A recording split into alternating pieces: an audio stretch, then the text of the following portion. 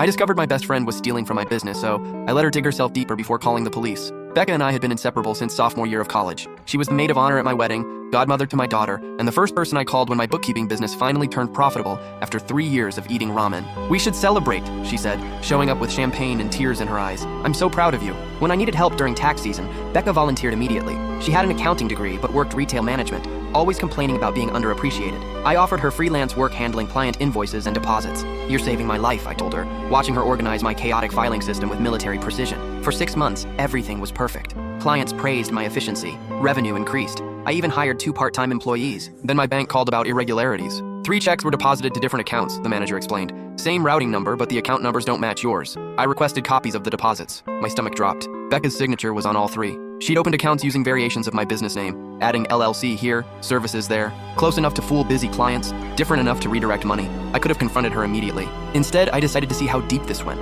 I installed security cameras and started monitoring everything. What I discovered was breathtaking in its audacity. Becca had been skimming for months. Small amounts at first, then entire payments. She'd created fake invoices, redirected client checks, and even convinced 3 customers to pay her directly for rush services. The worst part? She'd stolen my client list and was starting her own business, using my contacts and reputation. During our weekly coffee date, she complained about money troubles while wearing a new designer purse. "I wish I could afford to travel like you," she sighed, showing me photos of her weekend in Napa, funded by my stolen money. I smiled and nodded, documenting everything. The final straw came when she convinced my biggest client to switch to her new company. "Becca says she can offer better rates," Mrs. Patterson explained when she called to terminate services. "She really understands our needs." That night, I compiled 6 months of evidence, security footage, bank records, email threads, and a detailed timeline. I calculated the total theft, $23,047. I called Becca one last time. "Want to grab lunch tomorrow?" I asked. "I have something important to discuss." She agreed, probably thinking I'd offer her a partnership. At the restaurant, I placed a folder on the table. "I know about the accounts," I said quietly. Her face went white. "I can explain." "No need,"